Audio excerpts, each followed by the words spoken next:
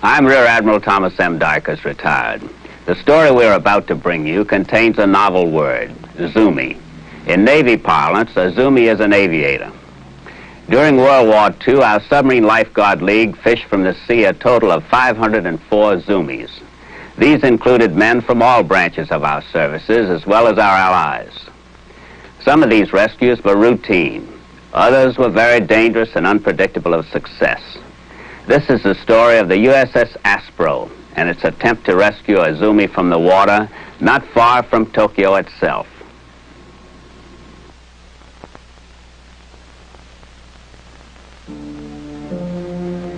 The body of water touching on the port cities of Tokyo and Yokohama and flowing into the Pacific is called in Japanese Sagami Nada. On the morning of August 3rd, 1945, just east of the island of Oshima, the U.S.S. Aspro surfaced to begin lifeguard duty. Commander James H. Ashley, Jr. of Clinton, Indiana, was her skipper. He was a veteran submariner, but new to the Aspro. Today marked her 8th day at sea under his command. The executive officer was Lieutenant A.W. Weaver of Brewster, New York, a veteran of 7 war patrols, most of them aboard the Aspro. Chief Gunner's Mate G.E. Murphy of Pawtucket, Rhode Island, was the chief of the boat. He was a man never at a loss for a word or a cigar. No lifeguard submarine worked alone. Approaching from the south to join the Aspro came 2 other members of the team, the Dumbos. These planes carrying lifeboats acted as the eyes of the lifeguard. When necessary, the boats were parachuted to the zoomie in trouble. Close behind came the flight of fighters to fly air cover. The lifeguard was useful only if she could remain surfaced. As it had been on many a previous morning, the store was open. There was only one thing to do, wait for customers. Well, there they go, Mr. Weaver. Pretty sight, isn't it? A day like this, they can really get in there and raise some dust. Yeah, those cloud formations will hide them over Tokyo. They need it. No flying bombers, you can drop the stuff from way up. These guys go right down on the deck. Gotta be a little punchy to do that. Yeah, I guess you do. Yes, that's why I never made it. Well, they couldn't have rejected you for pilot training on that score, Murphy. They did. Doc said I was psychologically unqualified. I said I'd take the submarine service. He said that was okay. They already figure you're good for one thing and not the other. I'm afraid that's one of life's little mysteries, Murphy. Yeah. I guess I'm better off. A buddy of mine made it. He's dead now.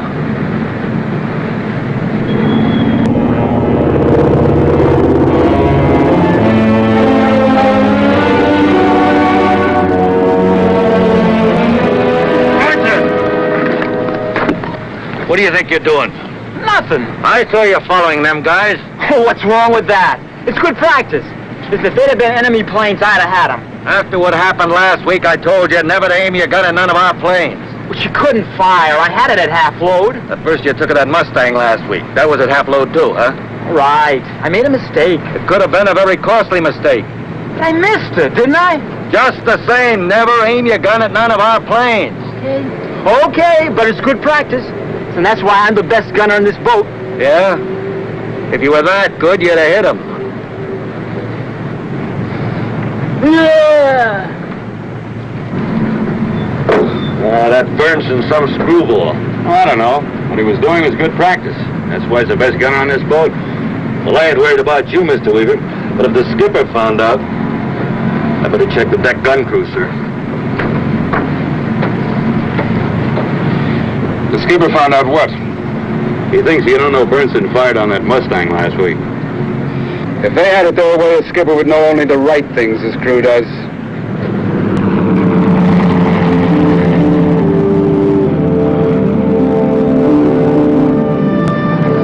Right on time. How'd you like some of that for breakfast? It's bad enough when I get grapefruit in my eye. Every time I hear that L, I just can't help feeling sorry for those people. It's the distance. What's distance got to do with it? If we were in there closer, they'd be shooting at us. And you wouldn't be sorry for anybody. I see what you mean. Japan's defenses were being softened for the coming invasion. Every man on Aspro knew that. Scuttlebutt had it that the war would last at least another 6 months. It was still 3 days before the atomic bomb would be dropped on Hiroshima. Bridge, radio. Go ahead, radio. VHF reports a pilot down in southwest Sagaminata, sir. Request Dumbos to investigate. Come left, 350. Come left to 350.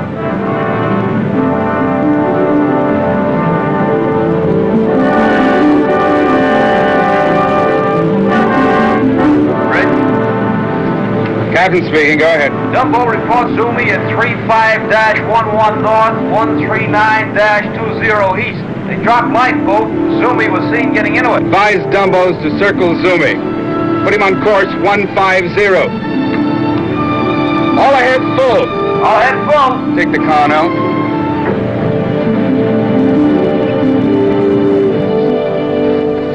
You get the position on that survivor, Bill? I hope there's a mistake. Why? Puts him less than 4 miles offshore.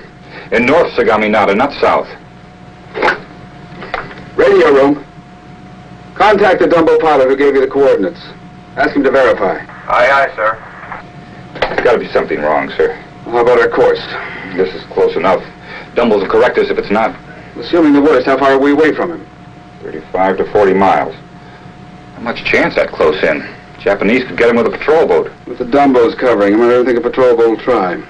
Captain, Dumbo pilot reports position is correct. Advises we change course 10 degrees port. Very well, radio. Take us 2 hours at least. Yes, sir. If we make a surface approach at flank speed. We're in deep water. We can always dive if trouble shows. I'm thinking of the mines, Captain. They don't show. We just have to take that chance, Bill.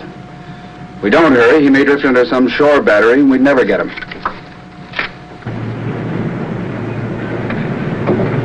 I heard the confirmation, Captain. How close? 4 miles off the beach. Something bothering you, Captain? Shore batteries. They can't miss spotting us. We'll be coming in at high noon. You know, maybe they won't be firing at us. Why not? Well, figure no enemy sub would be dumb enough to come within view of the beach this time of day. I hope you're right. Yeah, so do I. With the customer waiting, all hands had only one objective: to supply the service. Planes off to Port Bow, sir. The new Dumbo's coming to relieve the others. Keep a sharp lookout. We're getting close. Captain, fighter plane flight leader reports 1 hour of gas remaining. Roger.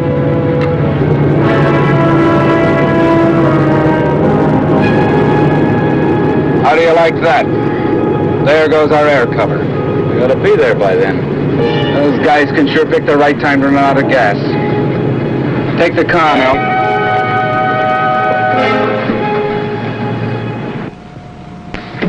Making good time, Captain. Passed into Sagaminata 2 minutes ago. What do you figure? In 45 minutes. Lookout should see the boat in half an hour. Well, maybe we'll make it. You're not going to submerge? No, not unless we're attacked. Parallel is Maypole 1. Parallel is Maypole 1. Unidentified aircraft to the west. Aircraft to the west. Proceed with caution, over. Maypole 1, this is Parallel. Roger. Are you carrying bombs? Over. Parallel, Maypole. We are loaded, over. Maypole 1, suggest you jettison. Are you aware of fighters' gas supply? Over. Yes, we are, Parallel. Will do. You are about 15 miles from Survivor. Over and out.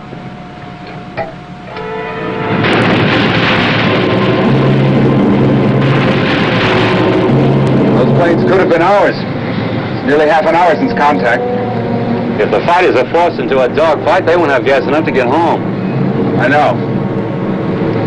These darn cloud formations are going to make it tough to spot anything before it's right on top of us. Load off the starboard bow, sir. It's a Zumi, Captain. Right on the nose.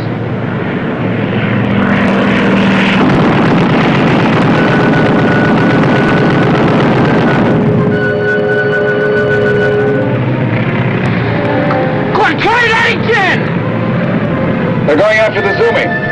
Here's our fighter cover. There they are, sir. Anybody hurt? Bertrand? Ted? They came out of nowhere. I thought they were ours.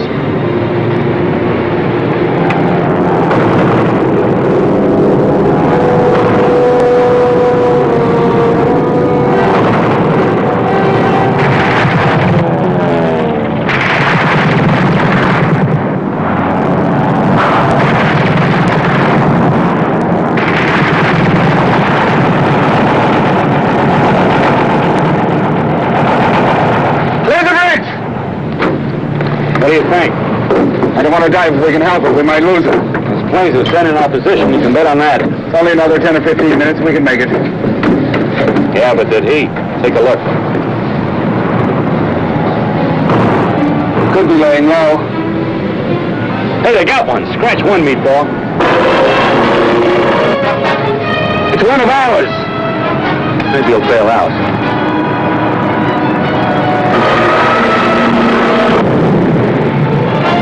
Look like a rock.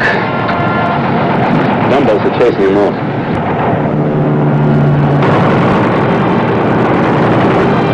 Parallel, this is Temple 1. We are forced to pull out. Over. Channel 1 from Parallel. Thanks for your help. We're sorry to see you go. Over. Out. There go the fighters. How does it look? No sign of life. Bridge watch, gun crew, resume stations.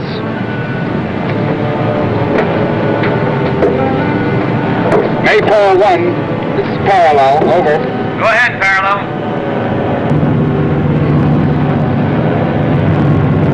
You confirm survivor's condition. Is he dead or alive, over? We'll circle and see. Over.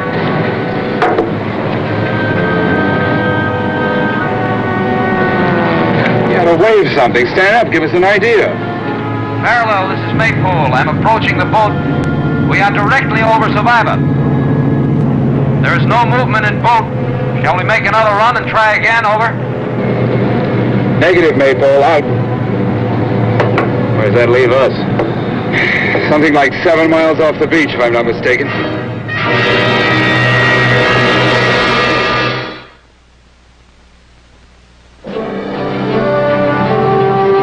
The next 10 minutes brought the Aspro closer to the Zumi with no verification from the Dumbo, nor visual contact by the men on the Aspro as to the downed pilot's condition. He was in limbo, not dead, not alive. Commander Ashley had no choice but to discover the truth for himself. All back full. Rescue party, stand by. All back full. Rescue party, stand by. Anything?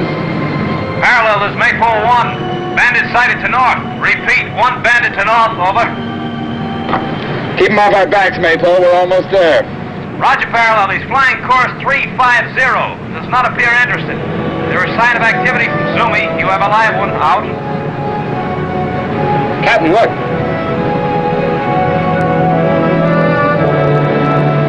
All stop. Rescue party on deck.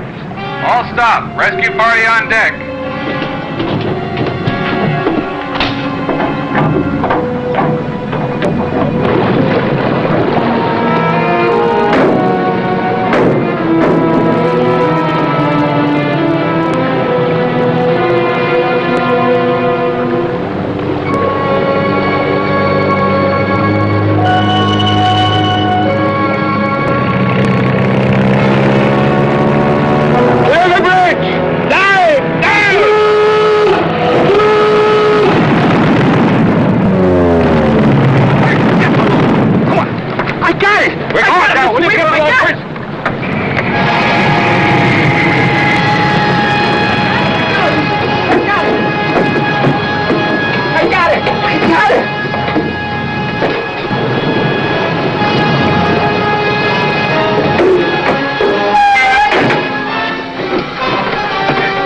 Murph, I got him. He was smoking. Honest, Murph, I got him.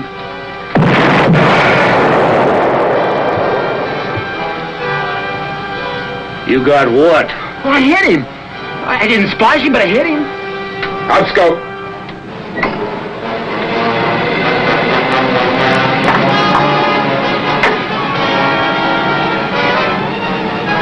Scratch one enemy plane off the starboard bow. Advise all hands. The plane that bombed us just splashed off the starboard bow. See, I told you. Okay, so what do you want, a medal? How's our zoomie? All he needs is a hook and line and he can go fishing.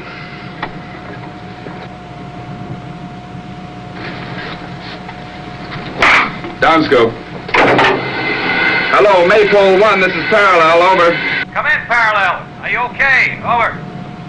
Shook us up a little, that's all. How's the weather? Over. Looks all clear, but I guarantee nothing after that one. Too many clouds. Over. We're coming up. Out. This is the captain. We've been seen and reported by the enemy. That means that every man must be on his toes for any emergency. Now we're going to surface again. I'll be the only man on the bridge. The lookouts and bridge watch stand by in the control room and conning tower for orders.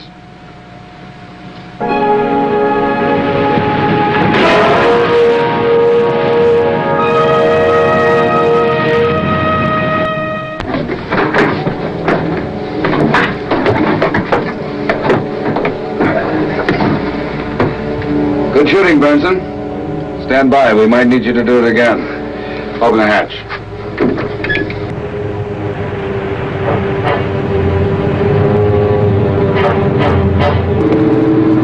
Rescue party, stand by. Our zoomie's on his way.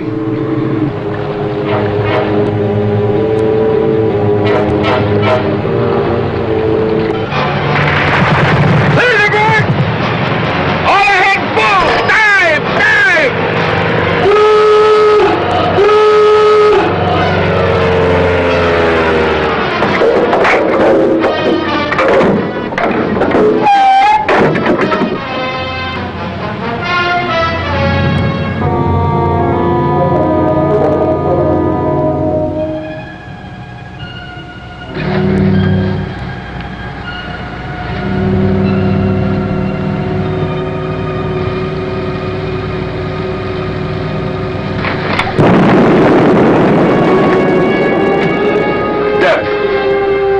Feet.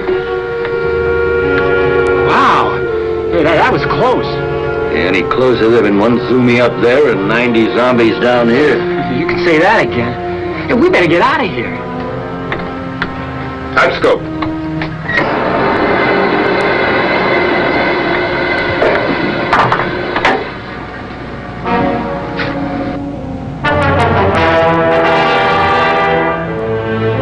The Dumbo splashed him.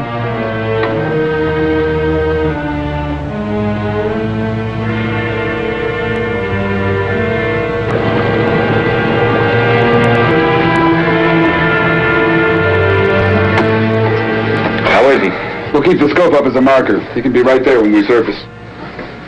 Column Subback just radioed in this message, sir.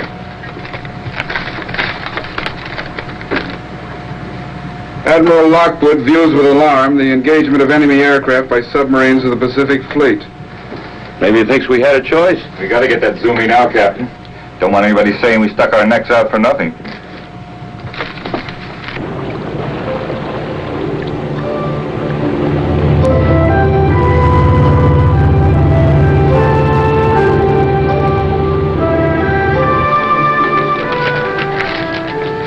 Right full rudder. Right, full rudder.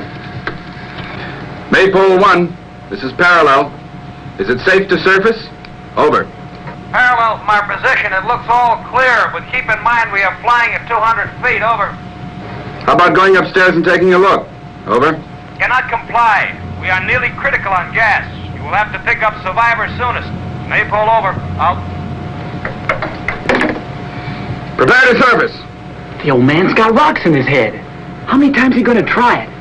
He knows what he's doing. It's not like this is just what we need. Gives the morale of the flyboys a shot in the arm.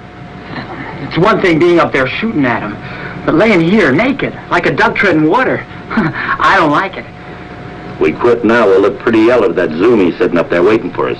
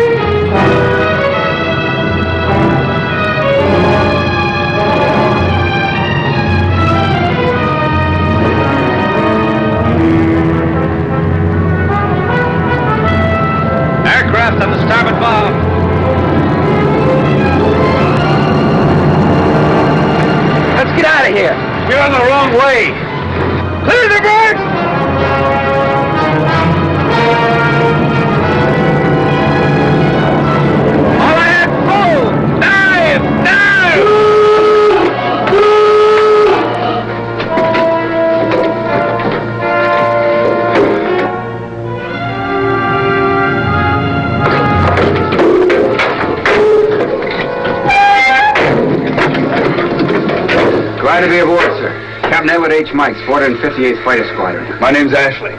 We'll talk later. Take him down to the pharmacy, Major.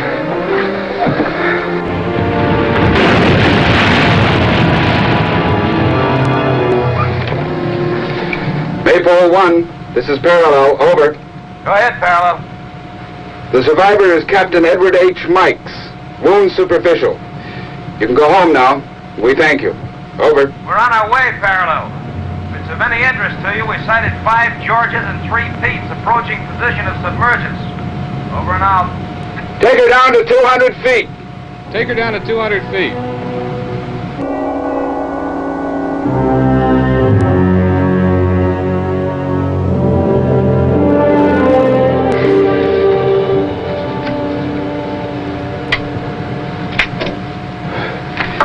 Funny how you only feel it when it's all over. Yeah. Let's go below. I need a drink. I'll settle for coffee.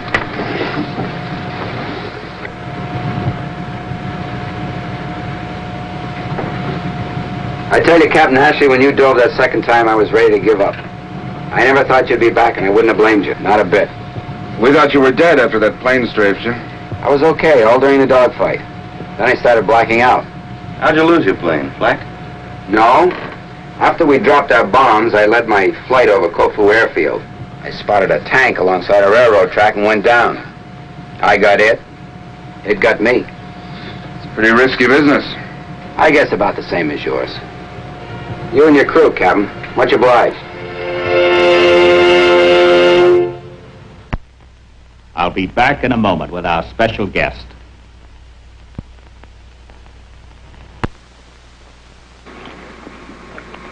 The chief of the boat of a submarine is the top chief petty officer aboard. His responsibility is to see that the orders of the executive officer are carried out by the crew. It is a job that calls for knowledge, forcefulness, and tact. To hold it, a chief must be outstanding. It is with great pleasure that I introduce to you Mr. George E. Murphy, who was the Aspro's chief of the boat when she made the rescue you've just seen. Mr. Murphy, you were in a hard-fighting ship. It was a pleasure to be on that ship. The crew had a lot of drive. When we went on lifeguard duty, they put just as much into saving lives as they did torpedoing ships. I imagine a lot of it was pride. It was. We weren't going to have a fly or die without trying even the impossible. Captain Ashley must have enjoyed leading that crew. We would have followed him anywhere. We were a team. I'm sure I speak for our audience when I say congratulations to the Aspro on a really outstanding performance. Thank you, sir. I hope you will be with us again when we bring you another true and exciting story taken from the history of the silent service.